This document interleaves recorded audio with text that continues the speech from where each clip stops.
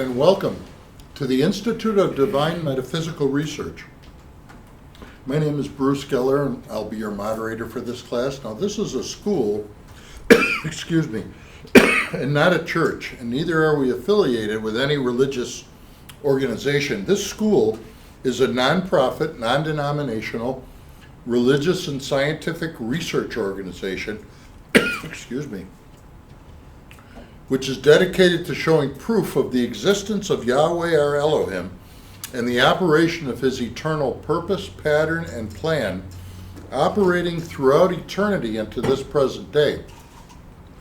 This school was established as a result of a divine vision and revelation that was given to our founder, Dr. Henry Clifford Kinley, in Springfield, Ohio in the year 1931.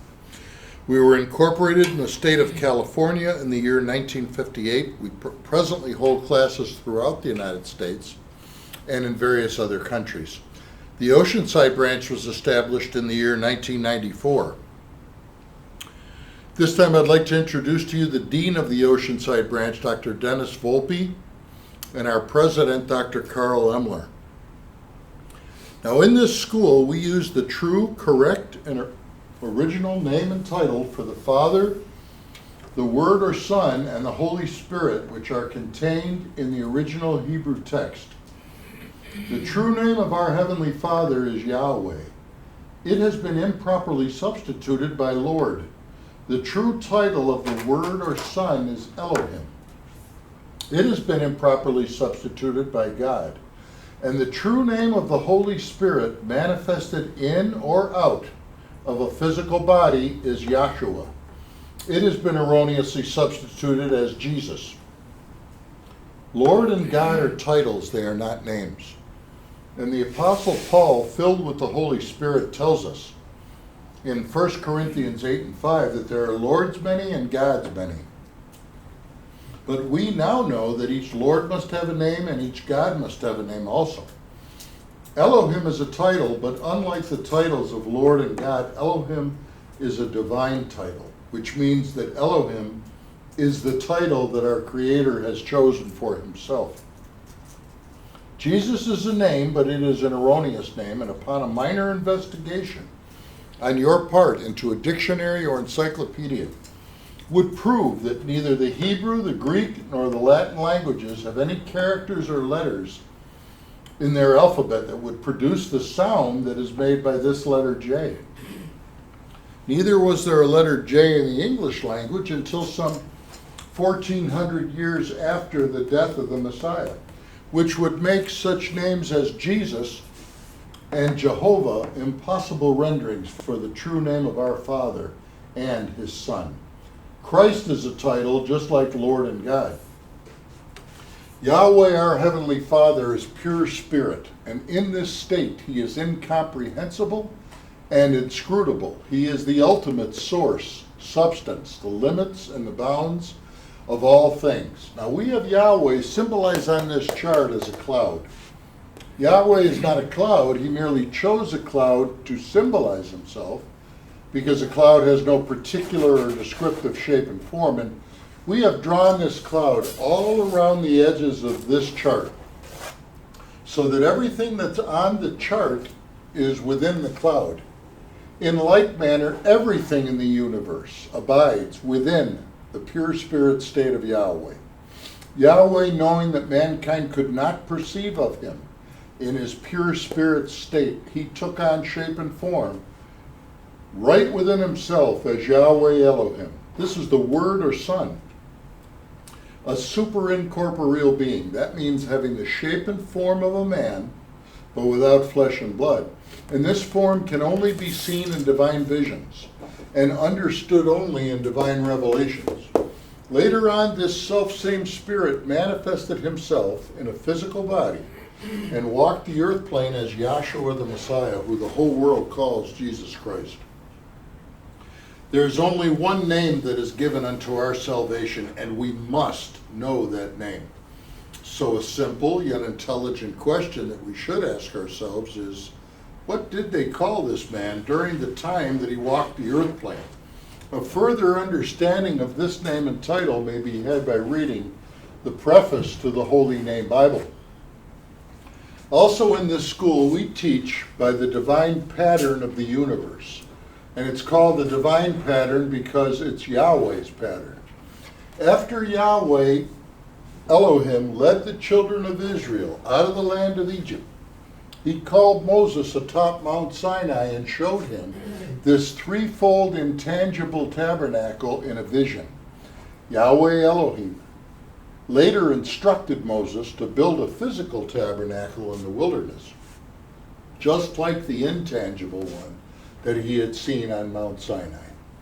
Now the tabernacle pattern is a threefold pattern consisting of a most holy place, a holy place, and a court round about. These three compartments make up the one tabernacle pattern. And we go about in this school to show proof how that everything in the universe is made and operates according to the structure and function of this threefold tabernacle pattern, and that absolutely nothing escapes the pattern.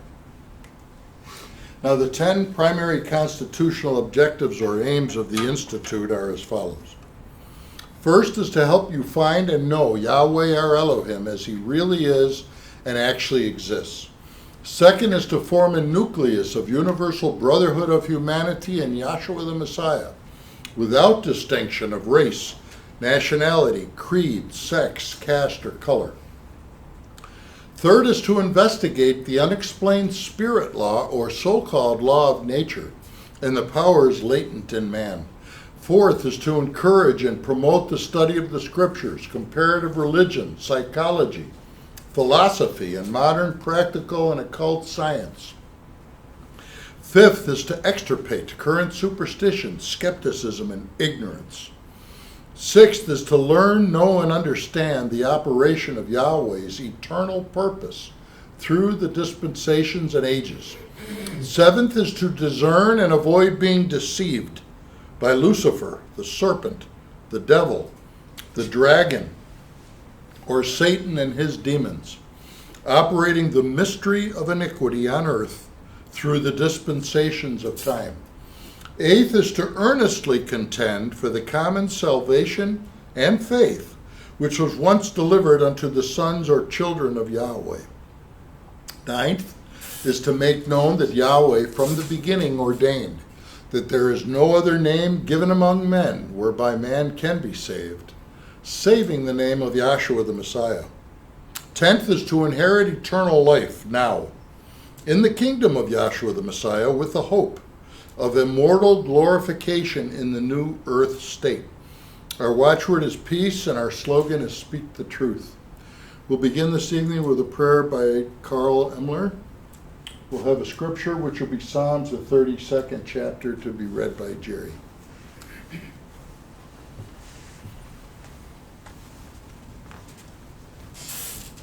We bow our hearts and minds and offer a prayer of thanksgiving to our Heavenly Father Yahweh for all that He has provided, from all that He has shown through this divine vision and revelation, through having guided us and brought us into a great, comfortable, peaceful understanding of His purpose. He has brought us into a rest.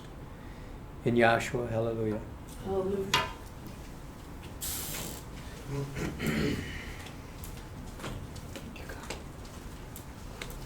Good evening, class. Tonight I'll be reading Psalms, the 32nd chapter from the Holy Name Bible. Blessed is he whose transgression is forgiven, whose sin is covered. Blessed is the man unto whom Yahweh imputeth not iniquity, and in whose spirit there is no guile. When I kept silence, my bones waxed old, through my groaning all the day long. For day and night my hand was heavy upon me. My moisture is turned into the drought of summer, Selah. I acknowledge my sin unto thee, and mine iniquity have I not hid. I said, I will confess my transgressions unto Yahweh, and thou forgavest the iniquity of my sin, Selah. For this shall every one that is righteous pray unto thee a time when thou mayest be found. Surely in the floods of great waters they shall not come nigh unto him. Thou art my hiding place. Thou shalt preserve me from trouble. Thou shalt compass me about with songs of deliverance. Selah. I will instruct thee and teach thee in the way which thou shalt go, and I will guide thee with mine eye. Be ye not as the horse or as the mule, which have no understanding, whose mouth must be held in with bit and bridle, lest they come near unto thee. Many sorrows shall be to the wicked, but he that trusteth in Yahweh, mercy shall compass him about. Be glad in Yahweh, and rejoice, ye righteous, and shout for joy, that ye that are upright in heart. Psalms, the 32nd chapter. Thank you. We're always happy to have you with us. Just a quick announcement. For information about the Oceanside class or for questions arising from an Oceanside class broadcast lecture, please email us at oceansideclassidmr@gmail.com or leave a voicemail or text message at area code 442-264-7388. Please limit your questions to items directly discussed during one of our lectures and include the class date and speaker with your question. Most questions will be answered at future classes. Our scripture readers this evening will be Jerry and myself, and we will have a 3-speaker format this evening. Our first speaker will be Dr. Shannon Brewster.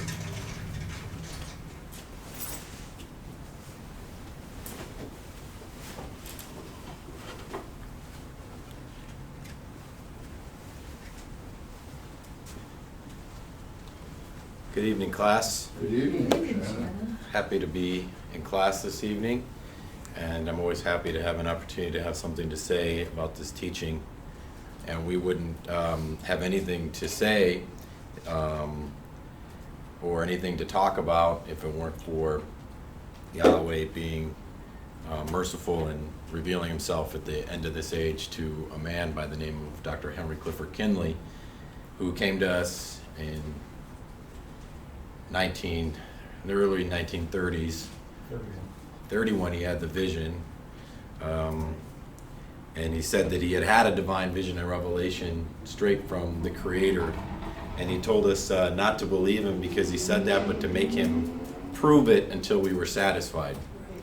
And that right there, caught many of our attention because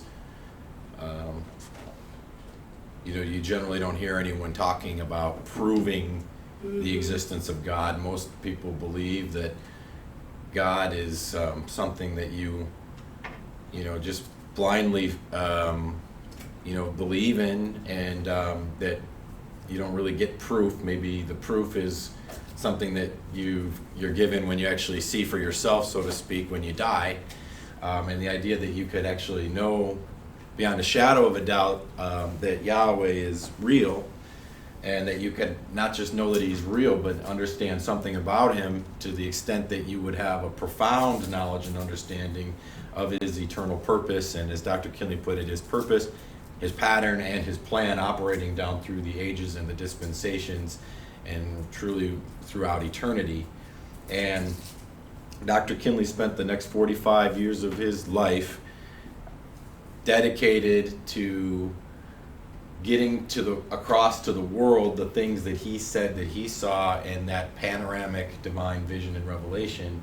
And it was his claim that if you were to come to an understanding of what it is that he had seen in that vision, that you would truly have your understanding just revolutionized about what you thought about God. And I just don't know how long I'll be up tonight, but I just reflect a lot about my experience and what the experience of being brought into this school is really about. Mm-hmm. And I have to kind of consider it from multiple angles, because I didn't have the experience that those of you in the room have had and many people have had, and that I didn't know anything else but the name of Yahweh. Like, it didn't. I was raised in this school, so I had the contrast in the sense of knowing that what we believe in this place is different than everywhere else, and I knew that I was different in school because I didn't celebrate Christmas or Easter or holidays, and I knew that they all called him God, and I could always start an argument when I told them that they didn't know the name of God and that they shouldn't be calling him God. And I, in my ignorance, I remember going to first grade teacher and telling her that I couldn't do the Pledge of Allegiance because I didn't believe in God. And my parents got called for a parent-teacher conference, because she was just mortified that this first grader said that he didn't believe in God, and my parents had to correct her that I do believe in God, I just don't call him God, I call him Yahweh. But I was kind of, misguided in that respect as a first grader in school. So I was constantly confronted with the fact that I was different for what I believed in this class, but I didn't have the experience of, giving up, beliefs that I held dear to me. Right. So I'm just constantly, turning that kind of thing over in my mind because, for anyone that we're trying to get this across to, when you've been rooted and grounded in false ideologies and dogmas, then, and we're trying to convey what Dr. Kinley saw, which is, as he said, diametrically opposed to every other doctrine on the earth. How is it that you get that across to somebody, And we often do our level best to present this thing just like Dr. Kinley did, which is with irrefutable and incontrovertible evidence. And so I showed Carl this NPR article that I came across, but it's actually not an article. It's like a short summary in the article, and then it's a audio. It's like a 50-minute audio, and I would really encourage anybody to listen to it because the title of it is "Evidence is Not Enough. Facts aren't enough. Facts aren't enough. The psychology of false beliefs." And so I've had it on my mind. I stumbled across it a couple weeks ago, and I finally got to listen to it this morning. And they go into great detail, interviewing psychologists and authors about books, because we're living in an age of misinformation. We talk about that a lot. And just trying to examine why it is that people will not give up beliefs, even when you show them that what they believe is wrong in the face of facts. And why is that, right? And it can be about all kinds of different things, not necessarily something as important as what we would call soul salvation. But so they talk about a number of things that I wouldn't be able to summarize in the time that I have up here. But they talk about something called confirmation bias. And what that really is that when you believe something, you tend to, if you see evidence that confirms that belief, it makes that belief even stronger within you. But the flip side of that is that when you see evidence that disagrees with your opinion, you actually you psychologically are more able to reject it and say that it's not really important. So it's a really dangerous thing because it just shows how difficult it is for people to root out things that aren't true.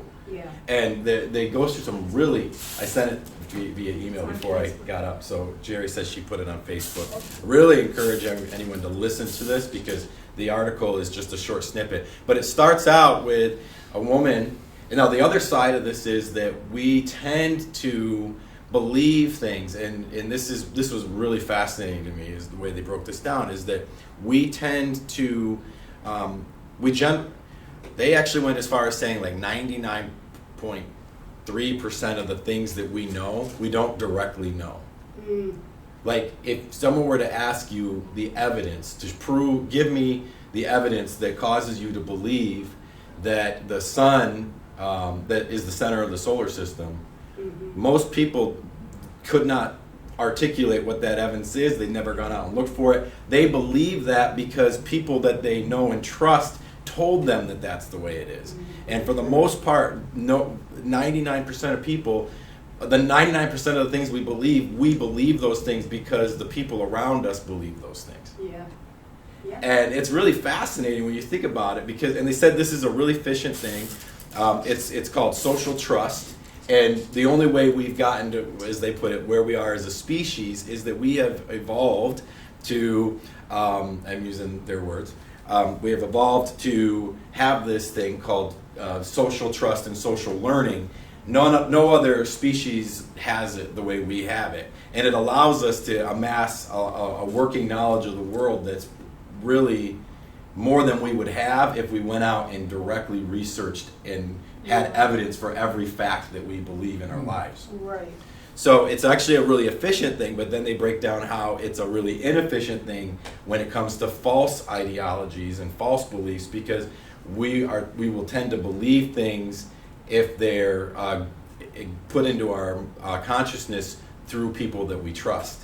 And once they're in there, it's very, very, very difficult to get them out, even when you go and you provide evidence around it. So it was, I mean, this is a really fascinating article, but the way they started it was a woman that was about to have a baby, and her midwife comes over and just makes a comment, are you going to have the baby vaccinated?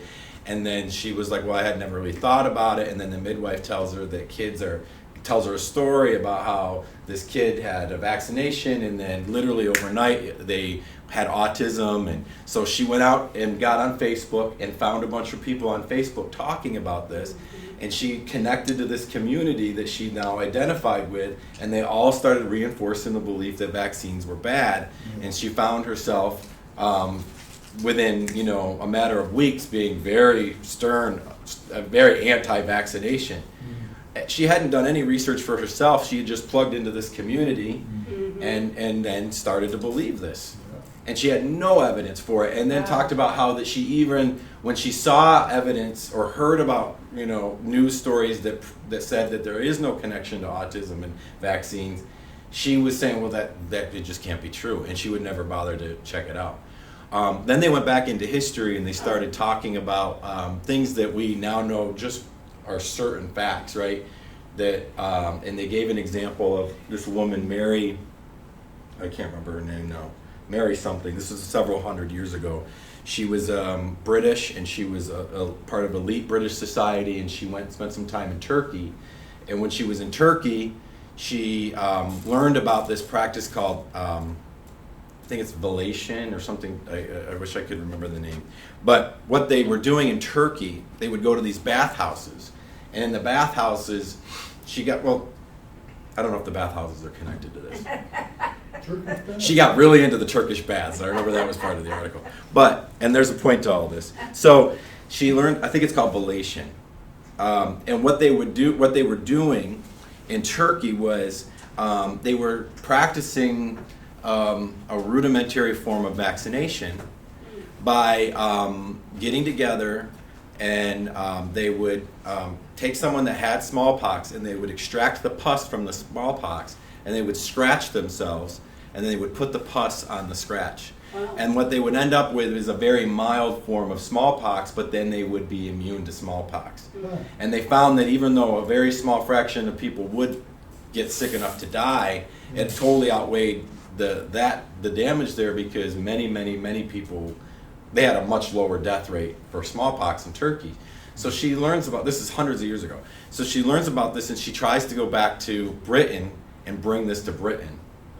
And they flat out would not listen to her. And they were talking about, in part because the doctors had a bias against, well, this is the other thing, we tend to want to believe things for people that look like us, talk like us, are similar to us, right. Similar skin color, so we tend to reinforce bad beliefs.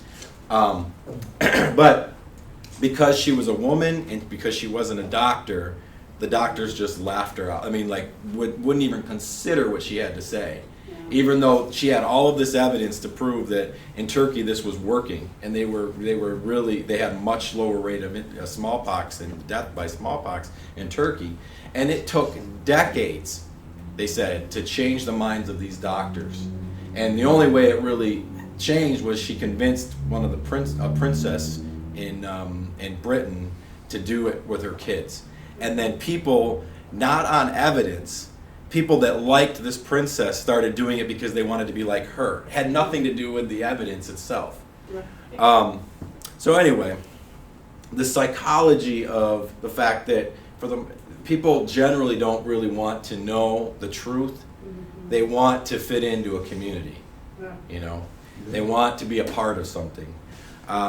So there's just so much in that sense working against us. And I kind of said all that to say, you know, I was thinking about a couple things. I was thinking about Carl's lecture the Tuesday before last about cults, right? And I was sharing with the class here in the room before class started how in Los Angeles branch on Tuesday night, one of the speakers that's part of my wife's family got up and talked about me and listening to me on YouTube and wholesale rejected everything I said, but couldn't really articulate any of she was talking about why I left class, LA class, and that I got up and gave my reasons, and she couldn't refute any of the reasons I gave. She just said that I was foolish because I was fighting Dr. Kinley with Dr. Kinley's stuff.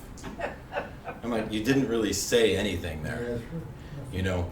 And then I had another conversation with someone in LA's class last night, and she said that she tells people that, I don't know why I'm into this right now, but she tells people when they ask why Shannon left LA, it's because of the people.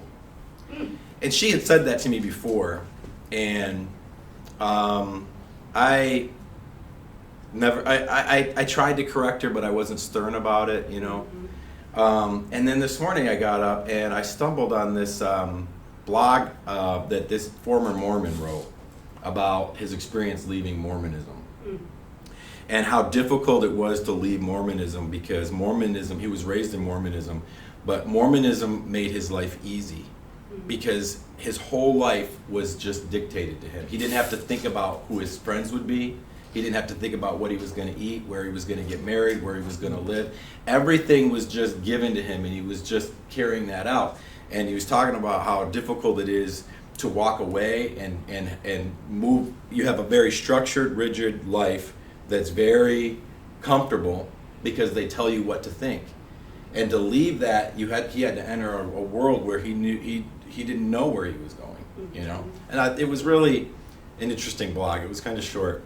And I read it and I thought, you know, I need to correct her, the record about that. So I put together like 3 paragraphs and I texted it to her. I said, I want you to know I did not leave that branch because of the people. Because when I read that blog, I'm like, I can identify with that. And it was the exact opposite of leaving for the people. My family was there, is there, right? All of the friends that I've known my entire life are there. Yeah. And I didn't have an issue with any of them. I left because I was, and I can appreciate this more and more and more, and it's hard for me to believe that it's been 5 years this year. 5 years since I left LA, and still I'm coming to realizations about what I was experiencing before I left there. And now I can better articulate it. And listening in what Carl said, I was slowly waking up to the fact that I was in a cult. And it was tearing me apart. Because of the things like Carl was saying the other night. A cult is where you're not allowed to think for yourself. It's all about being centered on a leader. And what the leader says is what goes. That's right? And I think it's important to understand, it was hard for me because I felt like this thing that I had put my whole life towards, you know, was not grounded in truth. It was really all about worshiping a man, you know. And he allowed it to happen, you know, and this is what was really upsetting to me, is that class after class after class, the whole class was all about this man sitting on the front row, and how, you know, just offering all kinds of praise and accolades, and he sat there and let it continue. And I knew that this couldn't be true if it was built on a man. And there's many, many other things. But if I can just summarize it to say, because I was seeing the things that I was seeing there, and I had moved all the way across the country to be a part of that branch, and thinking that I had come to like the virtual Mecca, you know, headquarters, and realizing that this could not be the truth if this is what's really happening. You know, that and it was really, I can't even describe how difficult it was to come to the realization that I was involved in a cult. Yeah. And my whole life then would have been about a cult. Yeah. And I mean, just the mercy of Yahweh that I ended up here, because it had taken me a long time to understand that what I was hearing there was not truly representative of the vision and revelation that was given to Dr. Kinley. And that Dr. Kinley did not present himself the way that I was seeing the teaching being used and manipulated in that branch that he wanted. I mean, Dr. Kinley would not allow us to, you know, put him on a pedestal, as it were. Right. I mean, and he repeatedly said things like, you know, there's no big I's and little U's. He said, I'm no greater than any of you. Yeah. Right. In fact, he said the opposite of that. He said, you were greater than me because I got the thing all at once. And Dr. Kinley didn't have the experience of having an opportunity to reject this thing, because he got it all in one fell swoop, if I can put it that way. And here we had to come down and endure getting it little by little by little, and the challenge that I could say that the negative spirit will put on you to, you know, have to come that way, if I can put it that way. So it took a long time for me to be able to start sifting through the things that I had been taught and indoctrinated in there, and the reality of the vision and revelation that was given to the founder. And it was very hard at first to even come to grips with the fact that, you know, what I was involved with wasn't really representative of Dr. Kinley's vision and revelation. You know, and it's quite the setup when you really think about it, because, you know, Dr. Kinley had established, you know, LA as the headquarters branch, and put different people in charge, and people took that to mean that was an endorsement, to the point where if you thought anything other than what the one that Dr. Kinley put in charge said, then therefore, you know, you were contrary to the teaching. And these things kind of have unfolded over time, that I had to start going back and re-examining the assumptions that I had made. And I didn't even realize that those assumptions had been baked. I had made assumptions, right? And when you go back and you read the letter, it's like, well, the letter, you know, that, you know, appoints a dean. Dr. Kinley didn't say, and I'm appointing this person dean, and when I made myself a dean, I made myself a dean, and therefore everything that this individual says from here on out, you're supposed to believe, and if you don't, you're going to the lake, which is exactly what we were told. I mean, I just listened to Thursday night's class there, and they were told from the floor by a board of trustee member, in no uncertain terms, if you oppose Dr. Harris, you are going to the lake. That is the definition of a cult. Yeah. That's for sure. You know what I'm saying? And if you don't go out and do a personal investigation for yourself of important matters, which is what Dr. Kinley said to do, then you might be liable to believe that garbage and think that Dr. Kinley talked like that. Right. And those of us that have taken the time to listen to the founder on tape know that he never said anything of the sort, even about himself. That's right. You know what I'm saying? But it kind of goes back to, I always think about what Dr. Kinley said, that the devil had us hogtied. And those folks, and I don't have any animosity for them. I put that in my text. I have no animosity for those folks. I have nothing but pity, because the situation that they're in, first off, Yahweh has everyone where he wants them. There's no one that's not where they're supposed to be. That's good. So that first and foremost, and the animosity. I have no animosity. In fact, I more am trying to impart things in a way that are palatable, so you could listen to what I'm saying instead of thinking that guy's just a jerk. You know what I mean? But anyway. So going back to my point about, our tendency to reject evidence on its face if it doesn't already agree with what we say. Yeah. And it's kind of startling when you see that it happens in the world, right? I gave you some examples, and I didn't even give the better one. So the other example was a doctor in Vienna, and they run down the whole story in that audio that I was mentioning. And it was all around how they discovered the importance of washing your hands. Because this doctor was having like a 10% death rate in the clinic where they were delivering babies. And he could not figure out what was going on because they at that time did not have a germ theory. And so he connects the fact that these doctors were working on cadavers and dissecting cadavers, and then they would go across the street and deliver a baby, and the infection rates were through the roof. Yeah. And they couldn't figure out why all these women were dying. And he thought, well, maybe it has something to do with the fact that they're working on cadavers. They didn't know anything about bacteria. So he comes up with an idea to have them wash their hands in a chlorine, a diluted chlorine solution.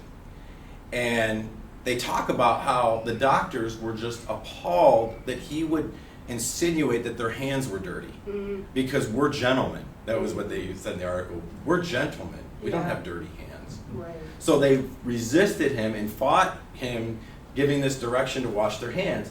But when they did it, the rates just plummeted of the infection, just plummeted. And despite all of the evidence, like it was incontrovertible evidence that the rates had plummeted, and when they started washing his hand, when they started washing their hands, they talk about in the article that it still took decades Yeah. for them to get the physicians to change their mind, even in the face of facts. And in a situation where it was life and death, they were proving that they were saving lives, statistically speaking, by washing their hands. And even in the face of life and death, they could not change these doctors' minds. Mm-hmm. Now, we're down here talking about life and death, but a different type of life and death. Yeah. And I just sit there and just shocked when we have folks that are worshiping Henry Clifford Kinley, praying to him, singing his name in songs, and then we pull out the transcripts, we play the tapes where he says there's no salvation in Henry Clifford Kinley. Look forward to being lost if you continue in that nonsense. I'm laying it on the line for you this morning. I mean, and we give not just like, secondhand stuff. We give you Dr. Kinley on tape, his very words, verbatim. And you hear that, and how could you possibly reject that? When you're worshiping this man, you would Yes. think that if you were worshiping this guy, everything he says would be gold, right? Yeah. But then we show you what he says, and then it disagrees what you already think, and you do just like what a carnal mind would do when you tell them to wash their hands. You reject Yeah. incontrovertible facts what Dr. Kinley said about his name. And you say, well, I don't care what Dr. Kinley said. I'm going to go along with what this guy said. Because this guy must be Dr. Kinley. Even though on its face that is so nonsensical. Right. Why would, what man disagrees with himself? I mean, if it's the same man, wouldn't you think it would agree? Right. I ought to agree with myself. If I disagree with myself, you would say that there's something wrong with that guy. Yeah. You would recommend medication. You might even recommend me being put in, as Dr. Kinley would say, Iliomasianary institution. If I could say, I don't know if I said that correctly. Iliomasianary institution. You never heard that one? It's in the transcript. You would be put in the nut house if you disagreed with yourself. Mm-hmm. And here you show where the Dr. Kinley here and as you say, Dr. Kinley here are completely diametrically opposed to each other, word for word, verbatim, and you insist it's the same guy. Mm-hmm. You need help to do that. Yeah. You know? And the same thing, I mean, and we can show you where Dr. Kinley said that his job wasn't to come in and disagree with what Moses said and what the prophets said, Right. what the Messiah said. He said, my job is to come in here, my job was to come into the world and prove to you that what Moses said was so. Yeah. Mm-hmm. He came in to verify that what Moses wrote was the truth, not disagree with it. Right. That's right. So why does the H.C. Kinley that you say is hopping from body to body to body not agree with himself? Right. Why does he disagree with himself? Mm-hmm. Mm-hmm. When Dr. Kinley said that the power of this teaching was that his vision and revelation could stitch together and show that the Holy Spirit was saying the same thing from Adam all the way down to John on the Isle of Patmos. That's right. That the story was the same. 6,000 years of biblical history, and it was the same story, the same message. Yeah. And we didn't even know what the message was. And then Dr. Kinley can go in and helps us to and appreciate, not with some evidence that he dug up somewhere else, right out of the Bible itself, Right. could prove that it was the same story, the same message. And what he saw in his vision was absolutely verifying what was written in your book. Right. That is much more powerful to me than, and a lot more satisfying than trying to reconcile two statements that are opposed to each other. Right. You know what I'm saying? The bell rang, but the other thing I was just thinking about too, because I listened to that tape, was it was said, and it's being said by the current international dean, and it's being repeated and becoming one of these, what I call mantras, right, where people just start repeating it over and over again. So the latest thing is that he said that he doesn't want to hear any more lecturing. That we're done lecturing. So can you look up? Well, I'll try to bring. Basically, the way it's being delivered is that if we're not, can you look up lecturing? We don't want to hear any more teaching, because teaching is trying to show somebody that you're smarter than them. And we're done with all that. We're just in the praise business now. We're not going to do any more lecturing. We're not going to do any more teaching. Now, you've got a real issue there, because we don't have time to read it, but I think it's John 14 and 26. He says, "The Comforter, which is the Holy Spirit, shall teach you all things," right? "And bring all things back to your remembrance." And the reality is that the Holy Spirit is a teacher, and he's always been a teacher every time he showed up. Yep. You all the way back to Moses in the law, and they set up this priesthood, and the priest was supposed to be a teacher, Right. right? And then when that was fulfilled and the new covenant came in, it says, I don't have time to get all this, we were made to be priests. Yep. That's right. And he, Royal priest. a royal priesthood. That's right. Kingdom of priests. A kingdom of priests. That means that that's a kingdom of teachers. And your instruction now is to tell the teachers, we don't want you to teach. We don't want any more lecturing. Did you find that? Yeah, lecture. 1. A discourse given before an audience or class, especially for instruction. So we don't want any instruction. A formal reproof. We don't want reproof. Want to be corrected. We don't want to be corrected. We don't want to hear any of that anymore.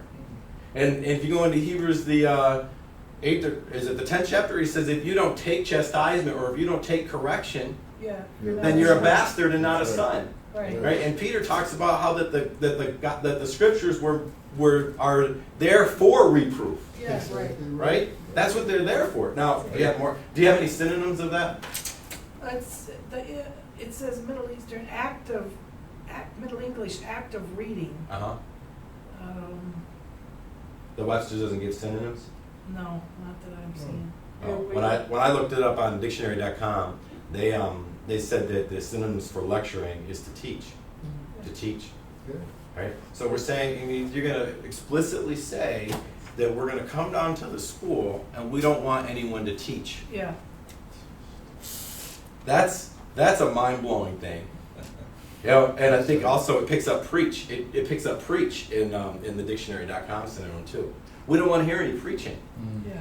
Guess what? By the foolishness of preaching, Right. Yahweh saw that's how that you would be saved, was by the foolishness of preaching. And now you're saying we don't want any preaching. We don't want any teaching. We don't want any reproof. We don't want any chastisement. Well, what the heck do you come down to class for? You know what I'm saying? Right. Man. To praise a man. That's really what you've reduced this to, is making it the Dr. Kinley show. And people hear something like that and it's catchy, and so we start saying, it's the Dr. Kinley show. This is not the Dr. Kinley show. Right. People have to be reminded of this stuff. You know, because Dr. Kinley said that if you didn't meet H.C. Kinley before June 6, 1931, you never met the man. That's right. Because he said that there hasn't been an H.C. Kinley since then. So why would you be praying to an H.C. Kinley when Dr. Kinley said out of his own mouth there hasn't been an H.C. Kinley since 1931? You know, and I don't even know how you digest this stuff. But I'm saying I understand where they're at. It took me, I mean, I went around, I mean, this, you know, I think about a cult. Yep. I went around with my looking over my shoulder for a long time thinking that I was going to get struck down, you know, because we were told, you know, you leave here, you oppose, you're going to die a really bad death. I mean, they just said it Thursday night about, I'll say it, Joe Williams. Yeah. Said that Joe Williams, because he refused to go along with the international dean, that's why he got struck down and died of a stroke. That's morbid stuff. Yeah. Guess what? We all have an appointment with the grave. Right. That's right. You know what I'm saying? And it's that's an interesting thing, though. Whenever someone dies that doesn't agree with you, Yahweh struck them down. But people that die that agree with you, Yahweh just was giving them righteous suffering. That's an interesting thing. I don't know. But my point is, it took me a long time to get confidence to be flipped like that. And I feel like sometimes I want to do that to let people know that you don't have to live in fear about being in accordance with what a man says that you need to think and talk, right? A cult, the definition of cult is being forced to go along with something, whether you understand it or not. We were told, it don't matter if you understand. Just get up and Paul Parrot, just repeat it. And if you refuse to do that, you're going to the lake. Now tell me that is not a cult. Right. Anyway, I'm happy that Yahweh pulled me out of that. Yeah. I'm happy that I didn't have to raise my kids in that nonsense, you know, and continue that. And I'm ever appreciative for the opportunity to be here and be in a place where we can hear the unadulterated gospel taught the way, not just the things Dr. Kinley taught, but the way he taught it and in the spirit that he taught it in, you know? And with that, I yield the floor. Thanks for the time. Our next speaker will be Dr. Diane Emler.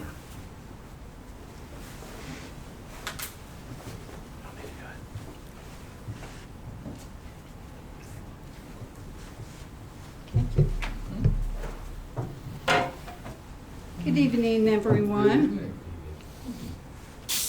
As always, I'm happy to be here, blessed to be here. See if that works.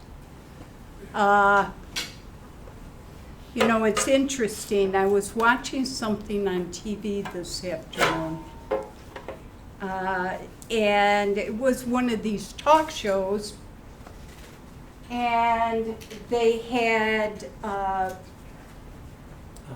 Amish people.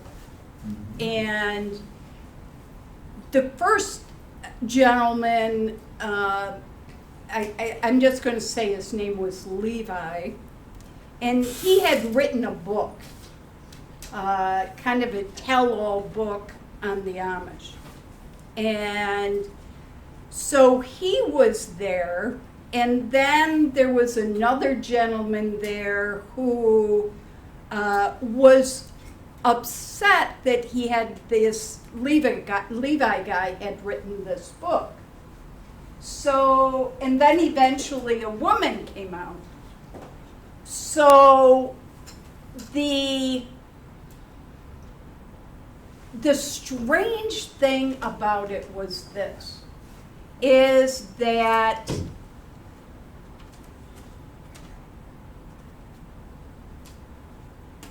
let me just gather my thoughts. The strange thing about it was this, is that once this opposing side started saying things against the Amish, then the guy who wrote the tell-all book is yelling at them for telling ancient secrets to the world that are not supposed to be known On a television program. on a television program. And how can you do that? And it was like the position switched, and the reason it switched was because this guy that wrote this book, this Levi character, his authority was challenged. His ego was bruised because of things that were said. So he responded to the personal threats or the personal accusations and started to go against what his book even said, because they talked bad about him, and he starts saying, you can't talk about the Amish like that. And it was because of his own ego. It was because of his own ego, see? And I had read, probably a couple of years ago now, a book that was written about the Hasidic Jews. This particular person was from New York, and it is such a closed community. As much as these Amish are a closed community. Yes. And it's the epitome of a cult, Yeah. because not only are you all going gathering for church, you're all living together. And in that, then they're controlling your whole life. So that when you're Amish and you're shunned, that means you lose where you live, all of it. And it's the same thing with the Hasidic Jews. The things that go on in these communities, because they are so closed and they don't trust outside people, Right. That's right. then things that happened are not reported to what we would say the authorities, not reported to the police or anything else. They take care of their own, as far as medical, as far as schooling, as far as they're a complete community, and they don't want to be involved with the outside world. Now the problem that arises is the rampant abuse, physical abuse, sexual abuse, as well as mental abuse, because all of this, if you go against what they're saying, then you're going to hell. So, but they have quarantined themselves off, and unless someone is a whistleblower or writes a tell-all book, you don't really know what's going on. Right. See? Now, the Amish, and I never knew this, but there's different sects to Amish communities. And the Amish community I was always familiar with was in Pennsylvania. And that's supposed to be a more modern sect. And let me just say this to get it out of the way. It's kind of funny because, you know, the Amish aren't supposed to use electricity, and they're not supposed to drive, and they're not supposed to do a lot of things. But what was revealed on this TV show is that if you are not baptized in the church, which is done at an accountable age, then you can still go to church and still be a part of the community, but you don't have to follow all the rules. In other words, you're not going to go to hell for it because you're not baptized. And you can still go to church and have your friends and do everything and drive a car. So they have worked around the laws to please themselves. See? But the problem is, as I read that book a couple of years ago, and this thing I watched on TV today, which was incredible, really. They were all obnoxious. But is that it all has to do with ego and pride. Ego and pride. Yes. Understand? People will go along and believe a lie rather than to admit they've been wrong. Even if I had a relative that said to me on his deathbed, see, because I requested that I talk to him once more about class. And he said, I can't. Because if you're right, then that means I've been wrong my whole life.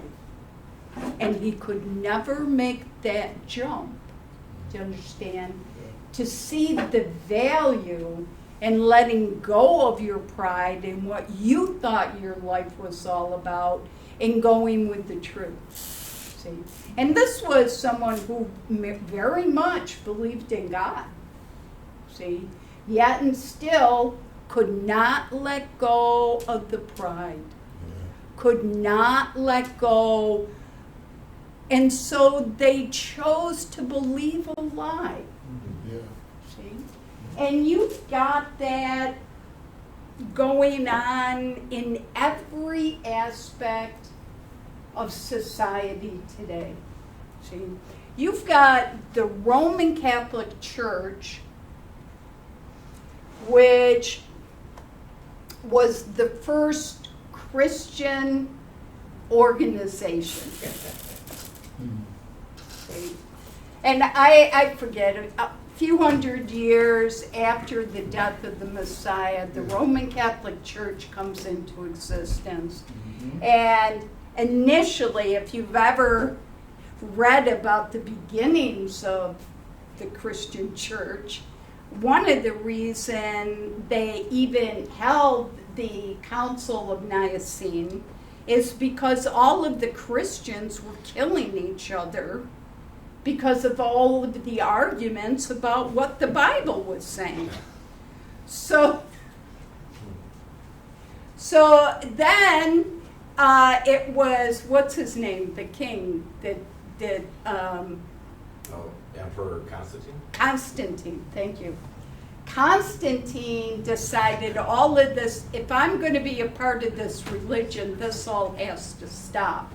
So they ended up holding that council to get some rules into play so people would stop killing each other.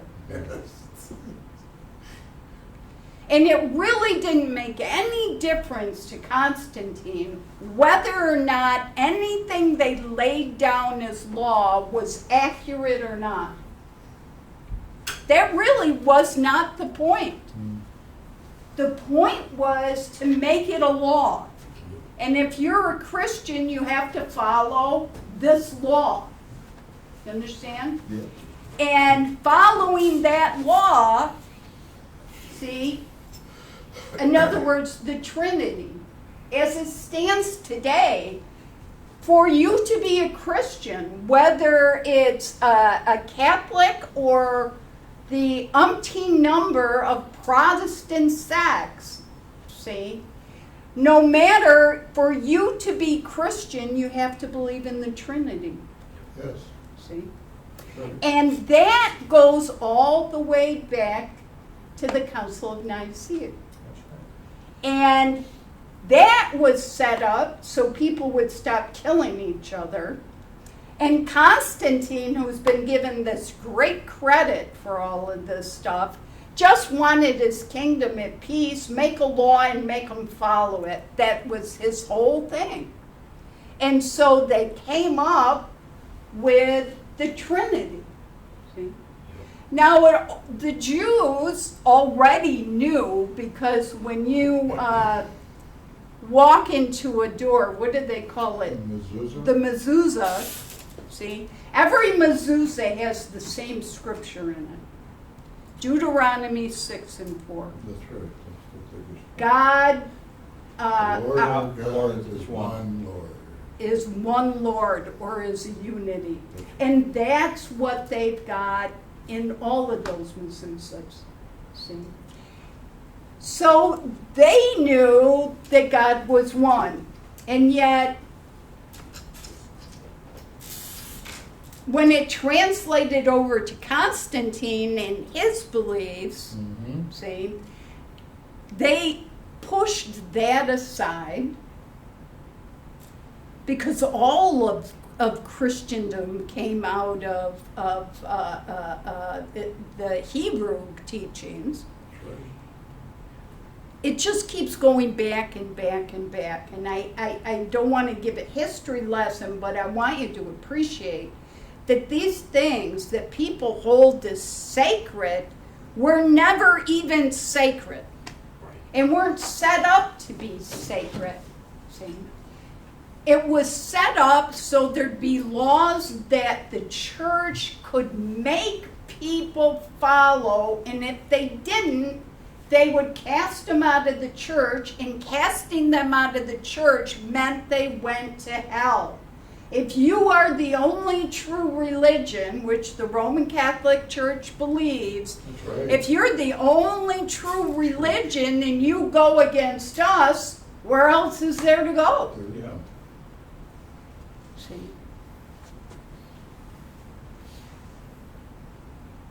You know, Dennis and Bruce had this relationship when they were young boys.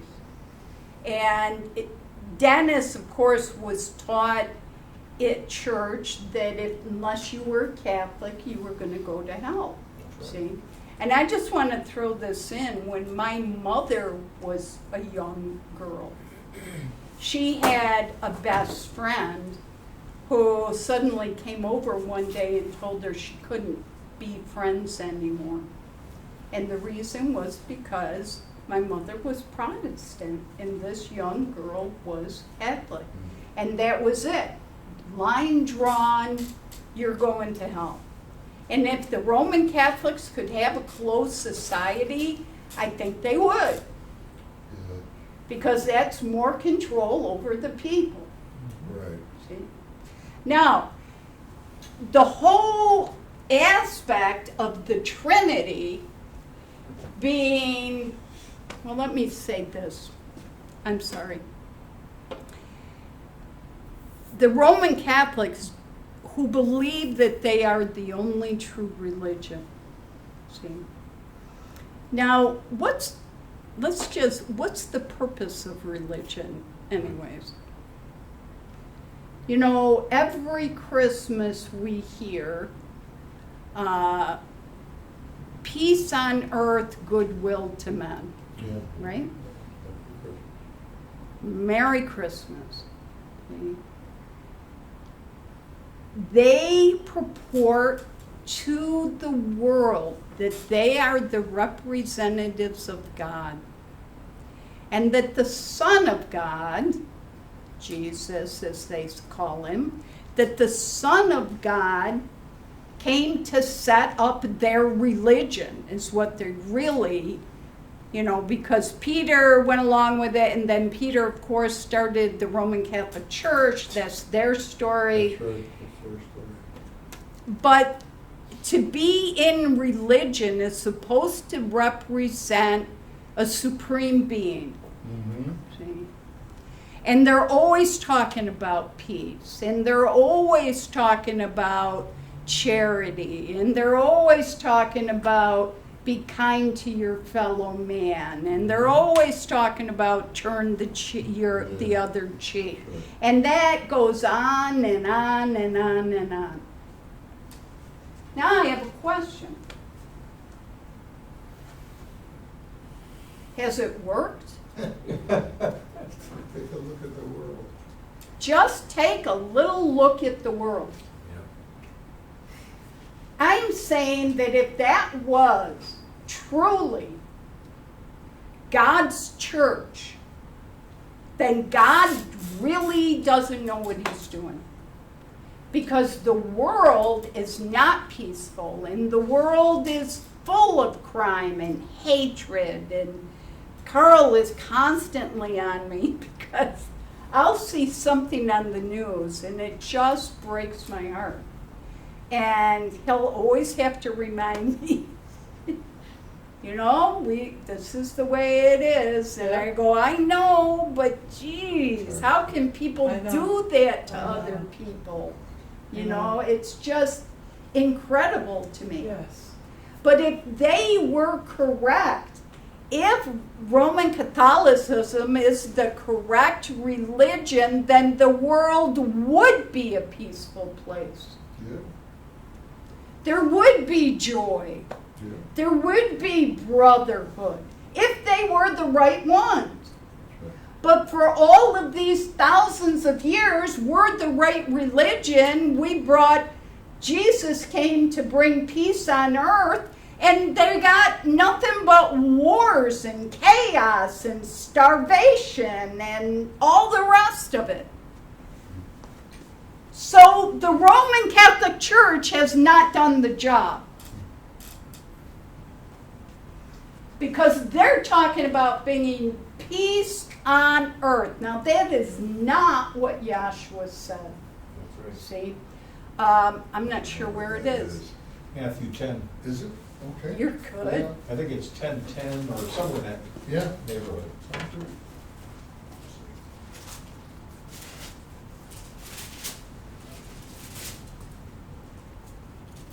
Matthew 10:34. All right. Think not that I am come to send peace on earth. Now, that right then and there is not what they tell you. When you sit at midnight mass, they're not telling you that he brought to bring anything other than peace on earth. It's everywhere. And yet he said what? Think not that I am come to send peace on earth. So, here you've got in the book the Messiah himself saying he did not come to bring peace on earth.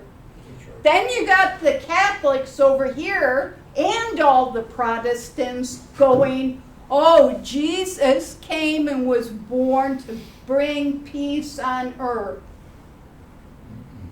In direct opposition to what Yahshua said in the book. That's right. Yep. See? So they're going against what the Messiah says That's right. and saying, no, that's not right. What we say is right. And then turn around and the whole thing is going down the tubes.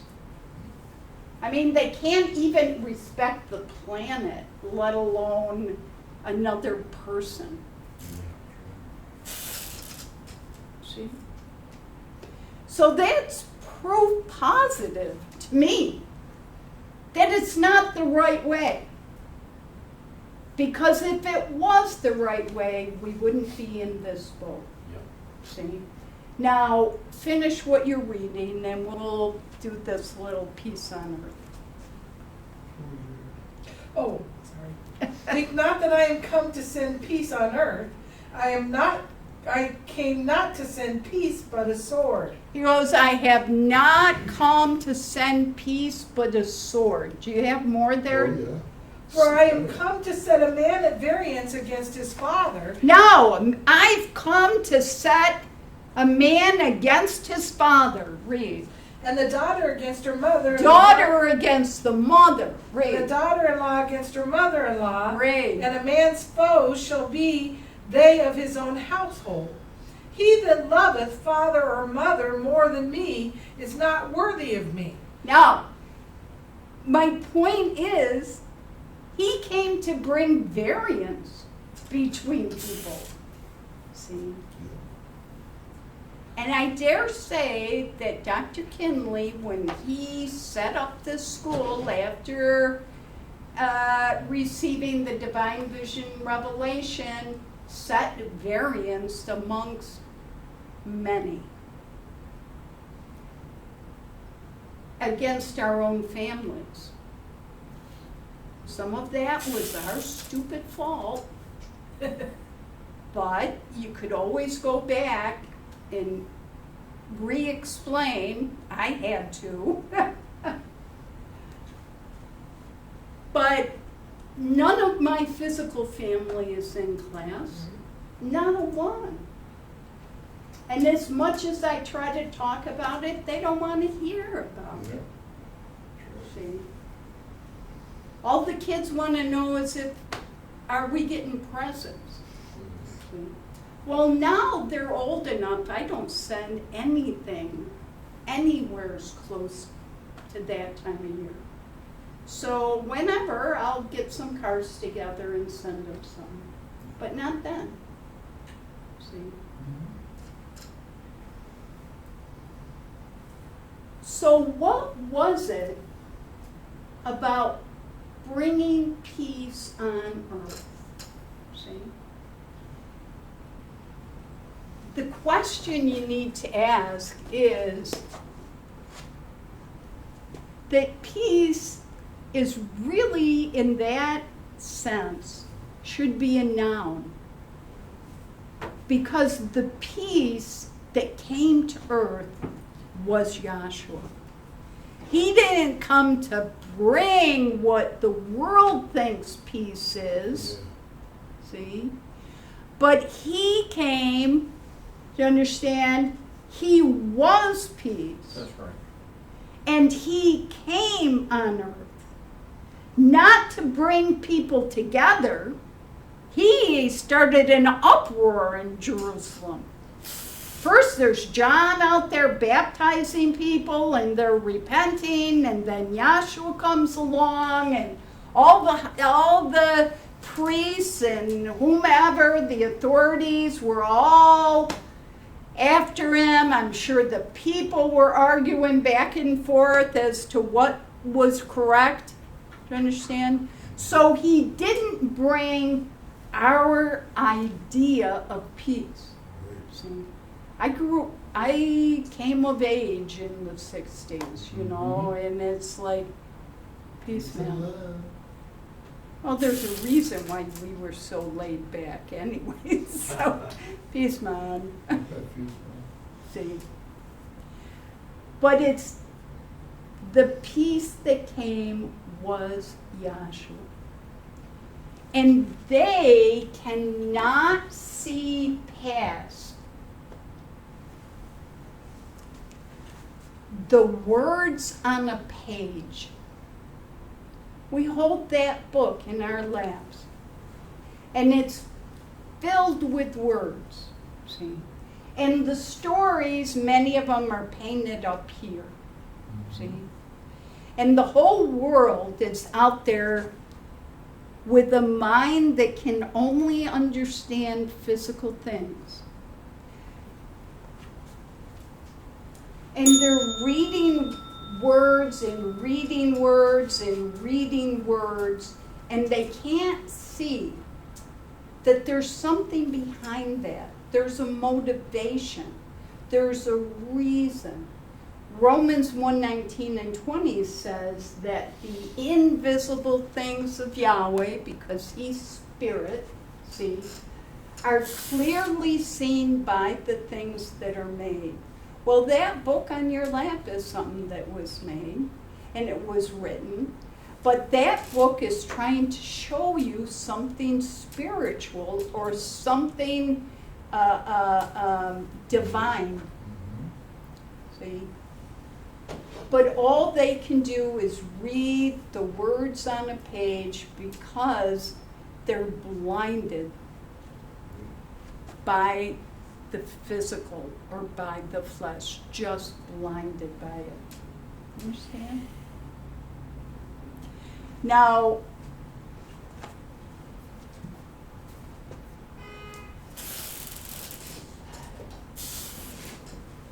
I'm not going to jump into anything else at this point in time, but I just wanted to say that we're like really glad Shannon is with us. Yes, indeed. Yes, indeed.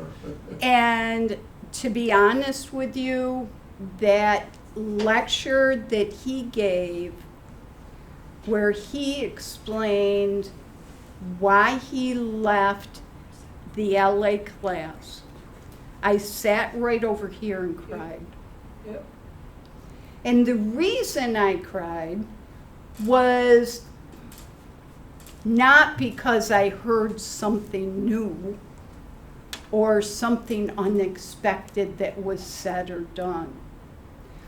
What brought me to tears was the utter honesty, the utter sincerity Yes. that was put out to try to help somebody else. That's right. It wasn't a boasting, blowing, you're wrong, I'm right.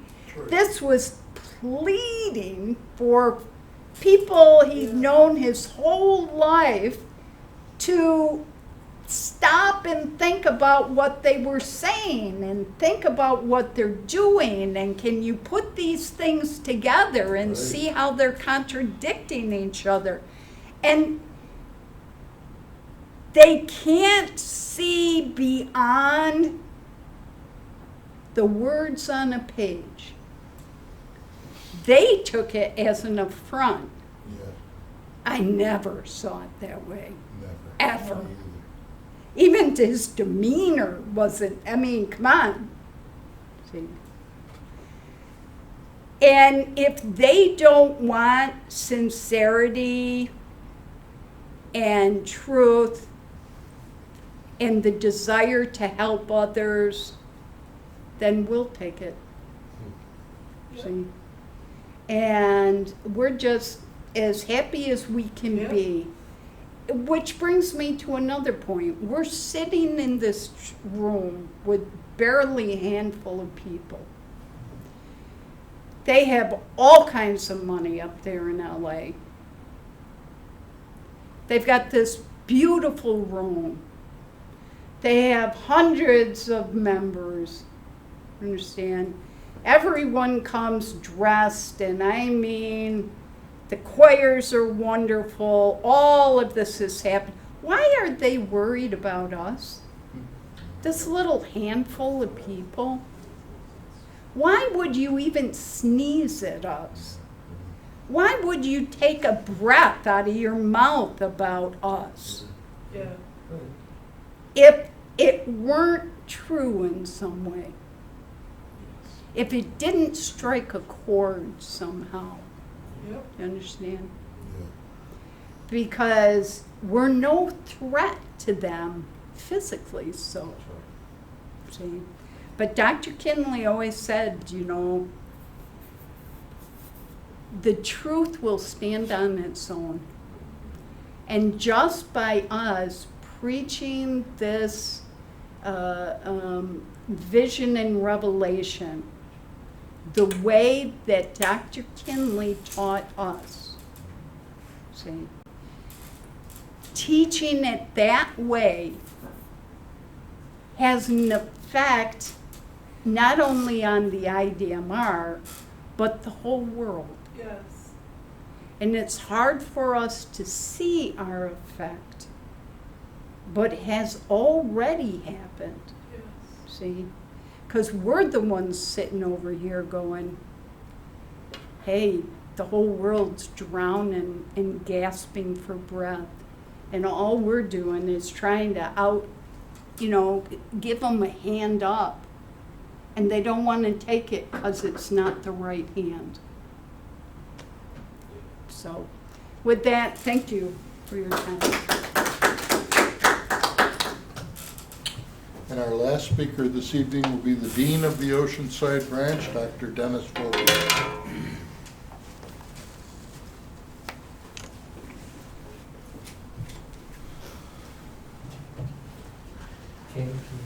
I say good evening to everyone. And I want to say that I really enjoyed the comments of the first two speakers. They were right on the money, dead on the money. And it brought back to my remembrance something Dr. Kinley used to say all the time, or I've heard him say on several occasions. And he used to say that people in class, as well as people in the world, believe what they want to believe and hear what they want to hear. Yeah. Shannon was talking about how people will accept things in this particular article that he read. And essentially it boils down to you'll accept whatever you want to believe Yeah. and whatever supports it, and anything that doesn't, you'll reject it. And usually not for a good reason other than I've actually had people say this to me, well, I just feel that what you're saying is wrong. Yep. That's right. Now, Dr. Kinley also used to say this. He used to say, you are your own worst enemy. And then in order for you to see Yahshua in you, you're going to have to get out of the way. Now that's the problem. The problem is that we have within the core of our soul, we have deep things that motivate us, that cause us to act and think and do, and sometimes we don't know ourselves why we do this, why we say this, why we take that course of action. Now, the beauty of this class is we're not trying to put you through a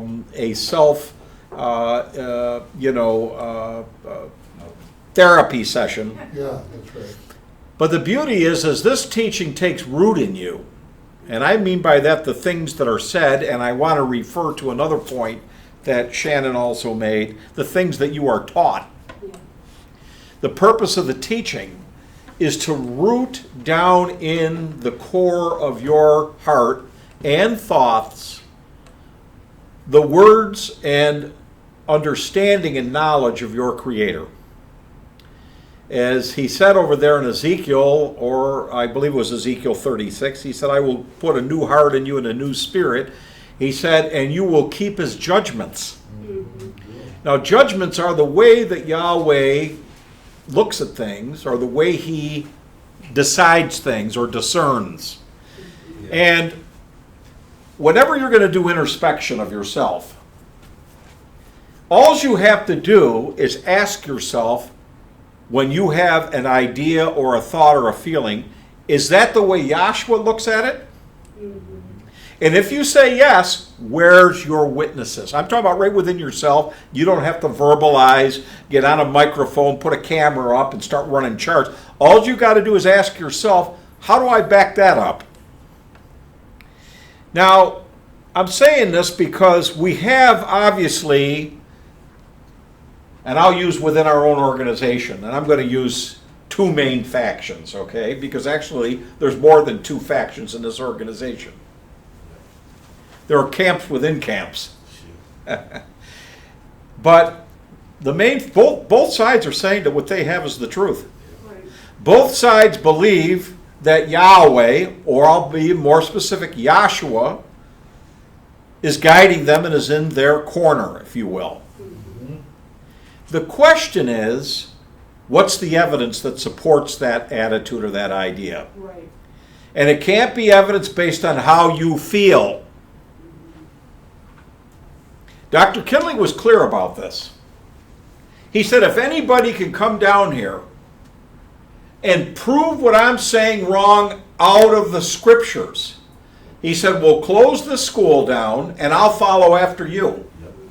Now, I've heard claims, some very blatant, some by innuendo, that Dr. Kinley was lying to us with what he was taught, what he was teaching us when he was in the flesh. That's a wonderful, wonderful, if you will, assertion. Where's the proof? Now, you saying that he was lying, or I don't care who it is, whether it's me or whether it's your dean or your international dean, I don't care who it is.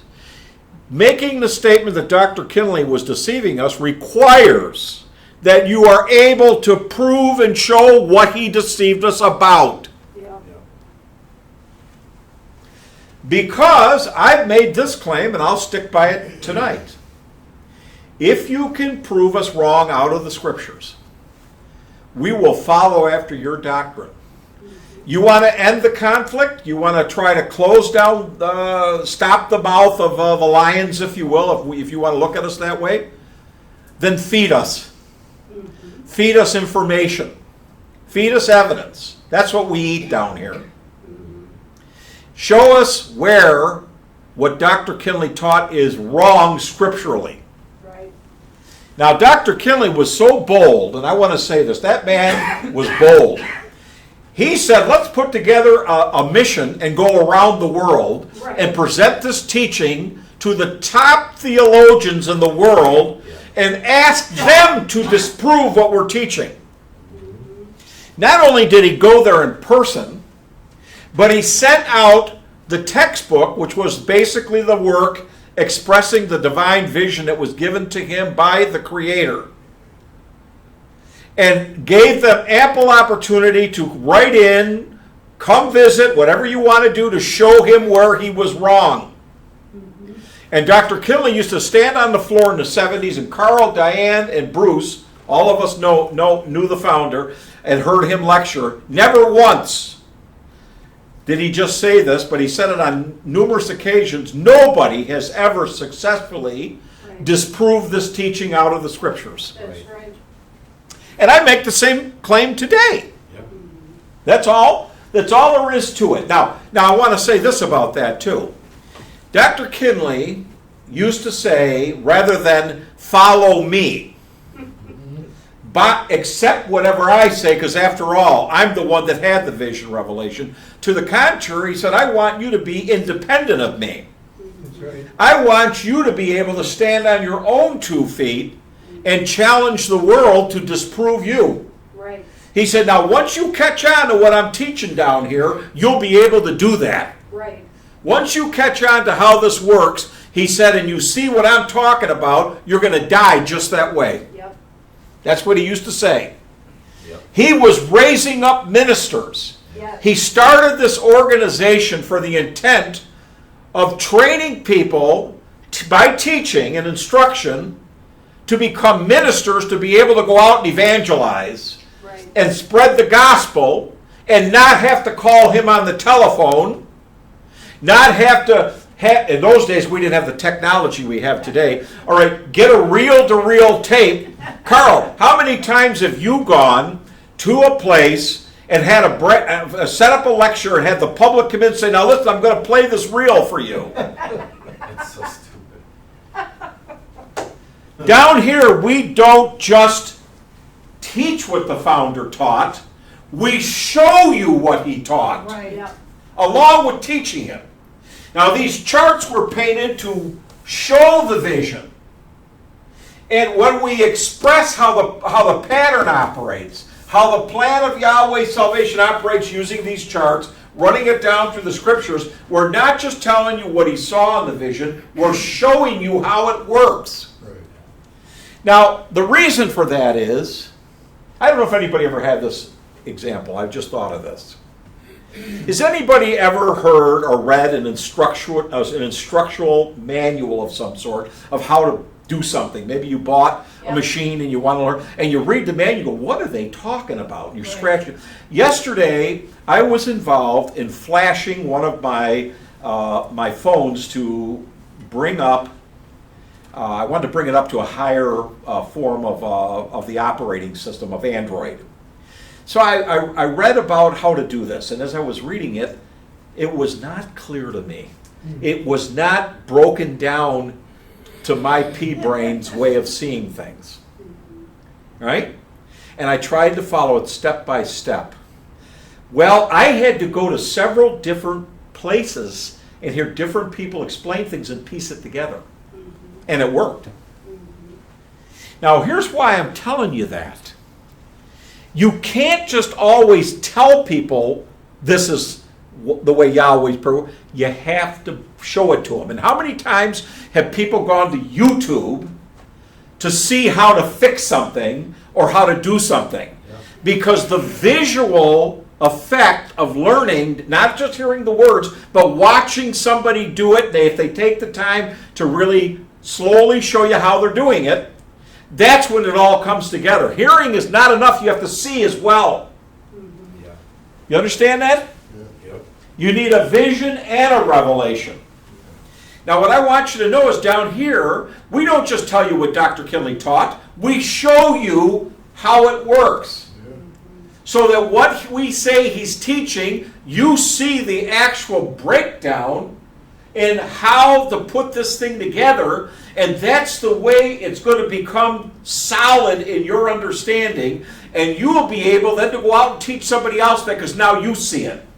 Now, Dr. Kinley said, once you see this, once you understand it, you don't need to send anybody to me. Somebody wanted to come out and ask Dr. Kinley a doctrinal question and fly somewhere else in the country, and he said, listen, you don't have to fly out here. You got a Bible over there in such and such a place. Well, let's say in Detroit or in Chicago or in New York. You got a Bible over there. You don't need to come out here. Right. You understand? Yep. Now, if it were modern day times that we live in, they would say, well, you should not only come out, but sell everything you have and move out here. Dr. Kinley did not encourage that. No. What Dr. Kinley encouraged people to do that came into the school, and I'm talking circa 50s and early and 60s, was after they sat around and learned this thing, he wanted them to go right back to where they came from and set up a school. Right. Right.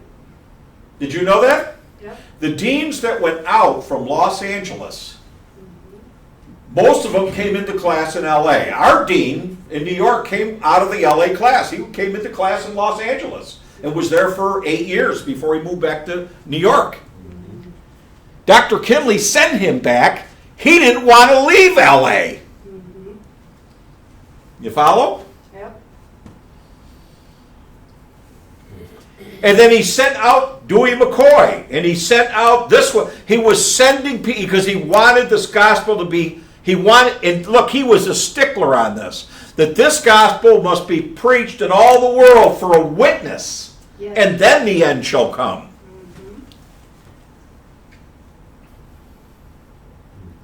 I'm telling you, the founder I knew is nothing like the founder that's being described by people, for the most part, in our organization that didn't even know the founder. And the ones that did know him, what they're describing, I have to say, is not accurate and not true. That's right.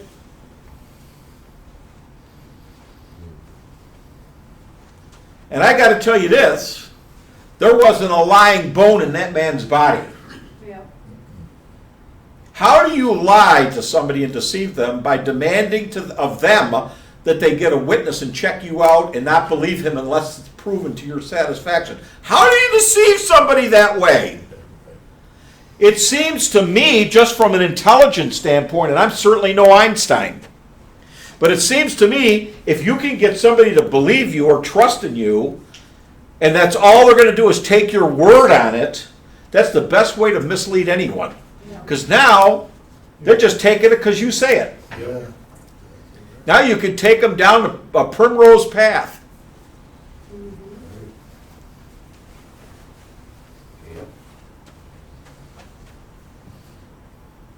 You know, and all I'm saying to you is this teaching.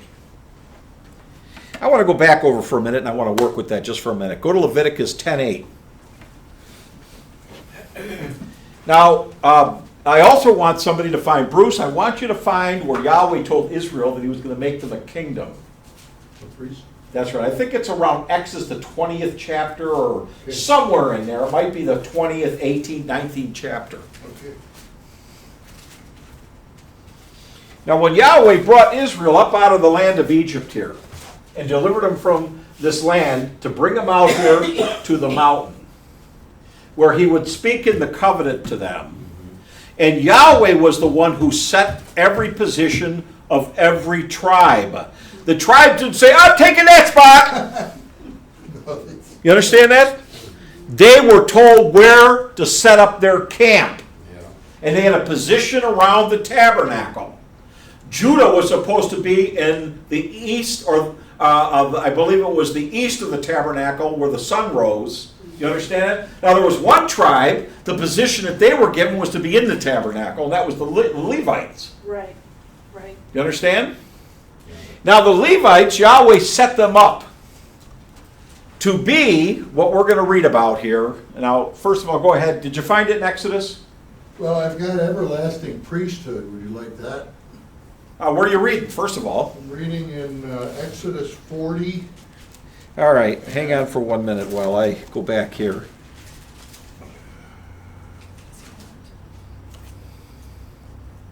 And 15, Dennis, is what I have. Oh, wait a minute, I'm in the wrong chapter here. Hang on.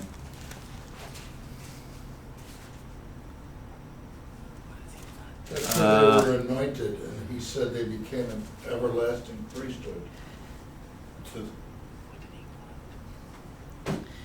I want you to pick up, it's in Exodus where he tells them that they're a kingdom. I don't have my Strong's Concordance with me today. Look up kingdom 19:6. of Exodus. 19:6? Yeah. Thank you. 19 and 6 of Exodus.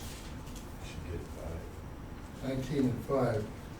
Now therefore, if you will obey my voice indeed and keep my covenant, Deuteronomy. then ye shall be a peculiar treasure unto me. Right. Above all people, for all the earth is mine. And ye shall be unto me a kingdom of priests. That's what I a wanted. holy nation. Now Yahweh told them they would be a kingdom of priests. Now we know that the whole nation was designated to be priest.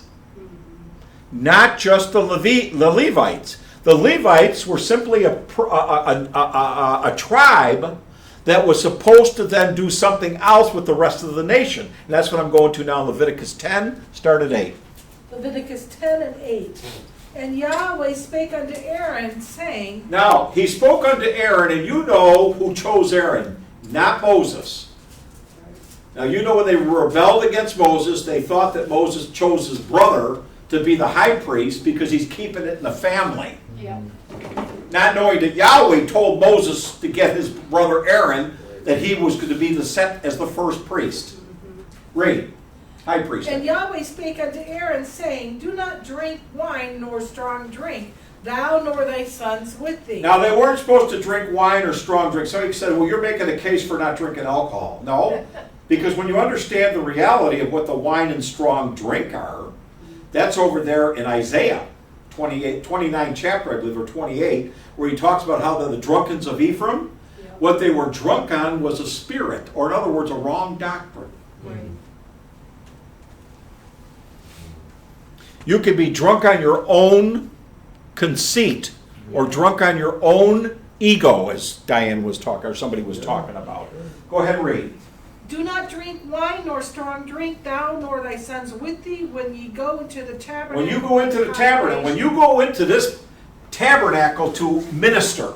Now remember, going into this tabernacle, the priest that's going in there, what does this tabernacle, how many times have you heard this in your upbringing in the school? What does the tabernacle point to from a natural standpoint that you can think of? From the body. Yeah. Yeah. Your body is a tabernacle, isn't it? Yep. How many times have you heard that one? Many. Yep. That means the tabernacle is an example of your own body. Yep. What know ye not that your body is a tabernacle Right. of the Holy Spirit? Now that means that when the priest went into that tabernacle, he couldn't be under the influence of a wrong spirit. We call alcohol spirits, don't we? Yeah.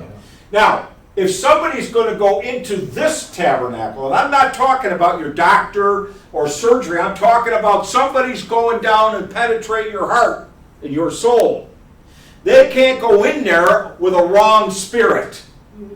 They can't be under any other influence that is other than, see, that priest had to go in there, be circumspect, and do exactly what Yahweh told him to do. He could not deviate from the way he ministered in this tabernacle. Right. He had to light the incense at a certain time. He had to extinguish and light this lampstand at a certain time.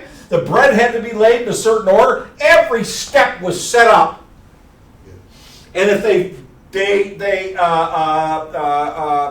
altered that, what would happen? It died.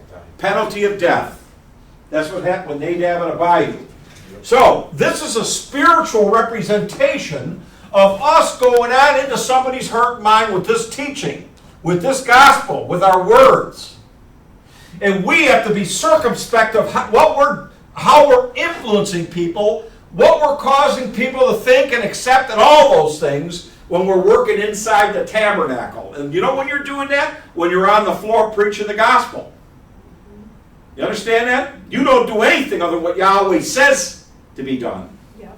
You change anything, you start injecting yourself into this situation, or your own thoughts, your own theories, your concepts, a forum for you to talk about your causes. None of that is what this school is about. Right. We don't want to hear about women's rights. We don't want to hear about the White Caucus, Black Power. I don't care what the cause is out there. That's not what this is for down here. That's right. Right. Down here, we're here to become partakers of the Spirit of Yahshua the Messiah, see, and do the will of Yahweh. And to transform from a carnal nature or a carnal identity that we have to a spiritual identity. So this priest, when he went in there, could not be under the influence of some spirit. Read. Lest ye die, it shall be a statute forever throughout your generations. Read. That ye may put difference Now, between the priest had to put difference between what? holy and unholy. What's holy and unholy. He had to be able to distinguish or discern what's acceptable and what's not acceptable. What's holy and what's unholy. Read. Between clean. What's clean and unclean. He had to be able to put the if he didn't know the difference, how could he help anybody else? Right. And you got to know when you're up here, what's coming out of your mouth, you got to know if that's Yahshua speaking or whether it's you speaking. Yep. And the truth is that when you speak according to the law and the prophets, you're speaking according to the words of Yahshua or Yahweh Elohim. When you speak according to those things, there's light. When you speak according to your own ideas, well, you know what that is. Read. That ye may put difference between holy and unholy, and between unclean and clean. Read. That ye may teach the children of Israel. Now listen, that you may tell the children of Israel, you don't need to learn anything. You gotta teach them. We're not going to waste our time teaching anything. You got it at the mountain. We're done with it now. You all sat around there and heard them speak. All right, let's move on. No. Do you know that the Levites' job was to teach the rest of the priest, which is the whole nation? Yeah. Because he was setting up a kingdom of priests. Therefore, the Levites, their job was to instruct those people on what is acceptable with Yahweh, what isn't, what's clean, what's unclean, what's holy, not holy, that they may teach the people. Read. That they may teach the children of Israel all the statutes which Yahweh hath spoken unto them by the hand of Moses. Look! They weren't there to teach the people about Moses. Right. They were to teach them about the statutes that was given to Moses for them to learn. Yeah. Look, you're not down here to learn about H.C. Kinley. Right? But the things that Yahweh gave to H.C. Kinley, that's what we're supposed to teach them. Right. Right. Just like Moses wasn't the focus, Right. but the statutes are the words that Yahweh said to Moses. It's the same thing. It's the same thing with our founder. It's the same thing with you. Yeah. We're not down here. I'm not down here to set myself up as your dean that you should now keep in high esteem and regard and worship me. No, my job is to pass on to you those things that Yahshua has given to me, and it goes right, when you catch it, it goes right past Dennis, it goes right back to Yahshua. And when you see for yourself what I'm trying to get across to you, you don't need me anymore. I become inconsequential. That's the same thing the founder was doing. Now, anything else? All right. Now, his job, those Levites' job, was to instruct, to teach the people. You follow? Now, that teaching was not just the people, but also to the children. The children of the people.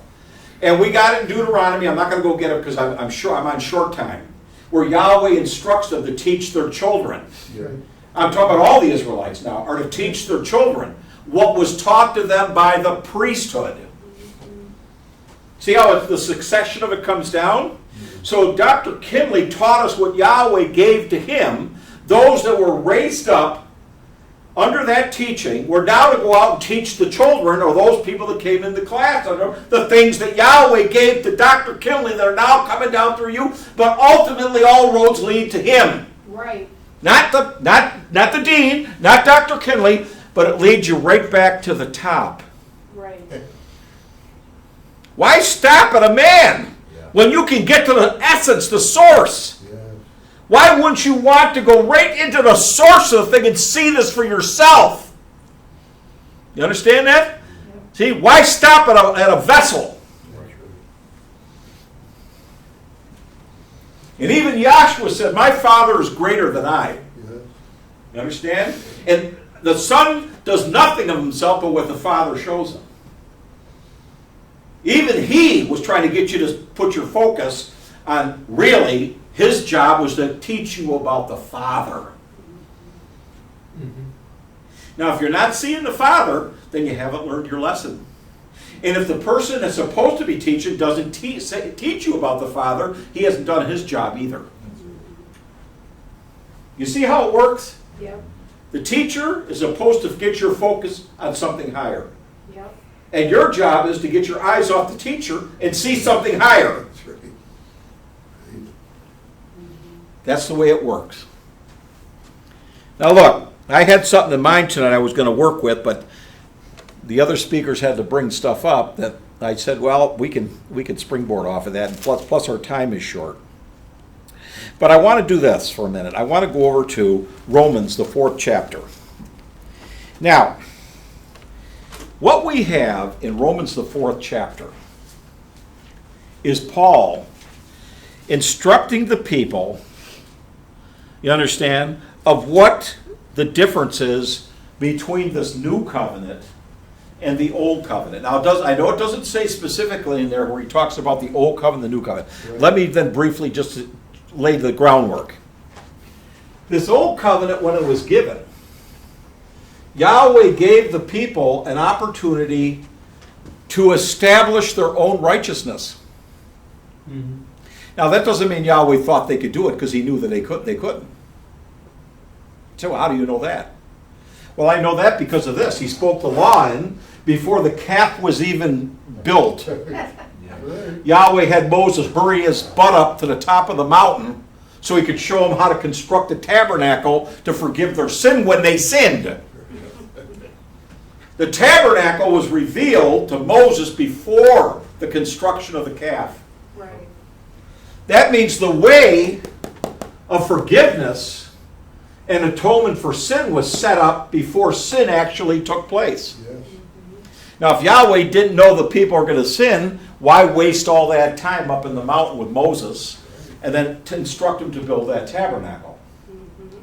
Get what I'm saying? It's just that simple. Now watch, keep reading. Where were we? It's called for. Oh no, wait a minute. I wanted to set this up. Where are you at now? You're in Romans, right? But before we start, I want to say one thing. So this covenant was for the people to establish their own righteousness. All right?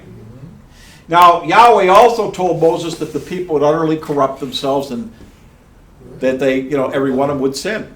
And even Moses told them before they're going over into the land of Canaan and him being taken up to Mount Nebo, where he ended his life, Moses told them in the 30th and 31st chapter of Deuteronomy, and he was actually getting down on the priest, that after his death, they would utterly corrupt themselves. And that he called heaven and earth to witness against them. Yep. You understand? Now, Dr. Kinley told us the same thing was going to happen before he died, before he took off the flesh. Right. He's just repeating what you'll see. The Messiah told there would be grievous wolves that would come in to the congregation. Yep. Moses told the teachers, the Levites, that they would corrupt themselves, and he called heaven and earth to witness against them. And Moses had the book of the testimony put into the ark so nobody could take it out of there, and thereby then disannul it, or that is to say, destroy it so nobody could have a witness for anything. Right. Now, if you remember the story, over there in the land of Canaan, there was a man, a king, I believe, that went in and got the book and read it and saw that everything that they were doing was wrong, and corrected them that they had to change their ways. And we can find that later. I don't have time to go get it. Now, here's what I want you to see.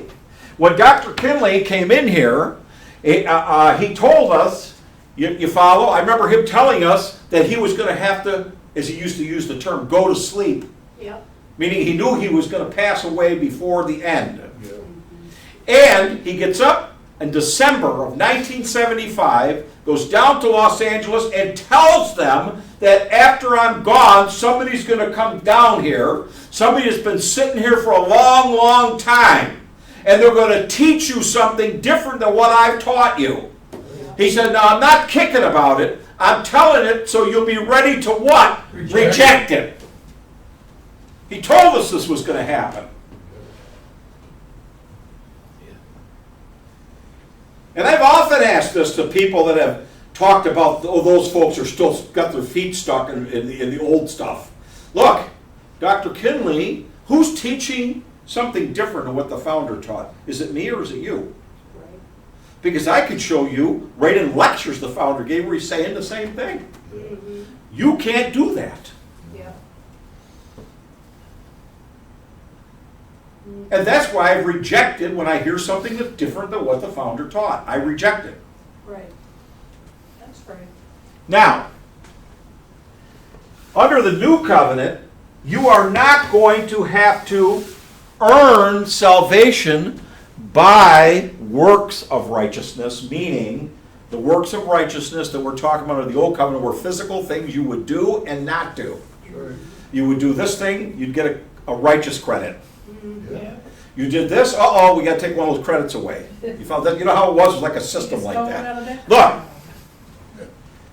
everybody failed miserably for 1,500 years from Moses on down to the point where the prophet said, there's none righteous, no, not one. That's right. Now, when Joshua came to John the Baptist and he said, thus it becometh us to fulfill all righteousness. In other words, he was putting an end to the righteousness that was of the Mosaic law. Now, you can't put an end to righteousness because righteousness came down from eternity and is going to continue after this thing is gone. Right. Right. The problem is what we consider to be righteous is where the problem lies. So here Paul is in a discussion because there were people that were arguing in the congregation that when the Gentiles started to come into the congregation, they needed to be circumcised. and performed things of the law of Moses. And that's it's threaded through his books, actually. In the 4th chapter, he's talking about Abraham. And he talks about that Abraham, well, listen, let's start 11? start at 1. Read fast for me. 4:1. What shall we say then that Abraham our father, as pertaining to the flesh, had found? For if Abraham was justified by works, he hath whereof to glory. And Abraham lived before the law, so there was no works for him to be justified by. Read. But not before Elohim. Read. For what saith the scripture? Abraham believed He Yahweh, believed Yahweh. and It was counted unto him for righteousness. That's what was, just believing Yahweh was his righteousness. Read. Now to him that worketh is the reward not reckoned of grace, but of debt. Read. But to him that worketh not, but believe on him that justifieth the ungodly, his faith is counted for righteousness. Faith, ladies and gentlemen, having faith in the operation of Yahweh's purpose and in Yahshua's salvation will be counted to you for righteousness. That's your righteousness now, is to believe the true report. To believe the truth when it is preached properly according to the scriptures. For you to accept it in your heart and to believe it, that is what is going to be the only thing that will be counted to you for righteous. I don't care how nice of a person you are, how many people you help mow their lawns and carry their groceries and everything else. None of that. And this is what we're taught as Catholics and Christians, that by doing good works to other people, you're going to go to heaven for that. Yeah. And it was you're going to heaven, or ultimately salvation, was based upon your good deeds you did. That's right. That's what we all believed. All right? So we find out that it has nothing to do with you doing a good deed. Now, am I saying it's wrong to do a good deed? Absolutely not. Especially if something we do is a witness for Yahshua the Messiah of the beauty of the Spirit of Yahshua. That is our job, not a work of righteousness, but that's what we do now.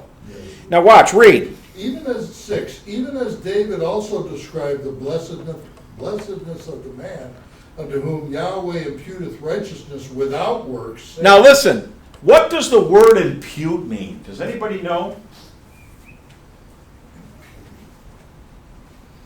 Can anybody look it up quick? It's not a hard word, but I want you to get this, because we're going to talk a little bit about imputing, and I'm going to say this for a few minutes, and I'm going to have to leave it hang until we have another class, because I wanted to work with this tonight. I wasn't able to really develop it good enough to really get into it for any length. I wanted to work off of what was said. Now, impute means what? To attribute or ascribe. It's to be reckoned with. All right? That's one of the definitions in Strong's Concordance, is a reckoning. You understand? Now, at the end of the age, every one of us are going to have to stand before Yahweh and give an account. You've heard that, right? Mm-hmm. That's what Dr. Kinley said. That's the reckoning. Now, the reckoning is either to one that is imputed righteousness without the works of the law. Read the next verse. Saying, blessed are they whose iniquities are forgiven. Now, blessed are they who have no iniquities. Whose iniquities are forgiven. I see. Blessed are they whose iniquities are forgiven. And Read. whose sins are covered. Read. Blessed is the man to whom Yahweh will not impute sin. Now, don't you understand that sin can be, in other words, Yahweh can put you in a where he does not impute sin to you. Right. Now, Paul's testimony after Pentecost was that he did all these things. He said he was a blasphemer, persecuting the assembly. Yep. And Yahweh did not impute that sin to him. And when Paul received the vision revelation, righteousness was imputed for him believing in the truth. Yeah. And I want you to understand this, that when you come down here, see, you're not going to earn your salvation. Right. You're not going to earn your righteousness. It's you sitting down here and I'm talking about not just accepting the truth because you know you can't argue with it, that the witnesses are solid, you can't do nothing with them, so I'll accept that. But you believe it. And when you believe it within your heart. Meaning that it penetrates down into you, and that belief is something that is strong, that causes you to act in accord with what you believe. You understand that? Now, I was a witness to several brethren that passed away. And they did not pass away because they didn't accept what somebody had to say about things. But Yahweh, it was time for them to pass, and I was in the room when one of them passed. And that man had absolute no apprehension or fear of dying because he believed in his heart. He believed in his heart that Yahshua was real and that Yahshua was calling him home, and he was absolutely excited. In fact, at one point when he was in the hospital, the day that he died, the doctors came in to check on him, and he woke out of this kind of state that he was in, and he looked at the doctor, and he had a smile on his face. He said, I had a revelation. He said, Yahshua's bringing me home today. And he was smiling. It's a true story. That's a true story. And the doctors did not know what to do with that. That belief was grounded in his heart, and it reflected through his conduct and his attitude. It wasn't just something he talked about. It wasn't something he professed because, you understand, that's down here we're all in this class, so we want to profess that Yahweh is real. He believed it.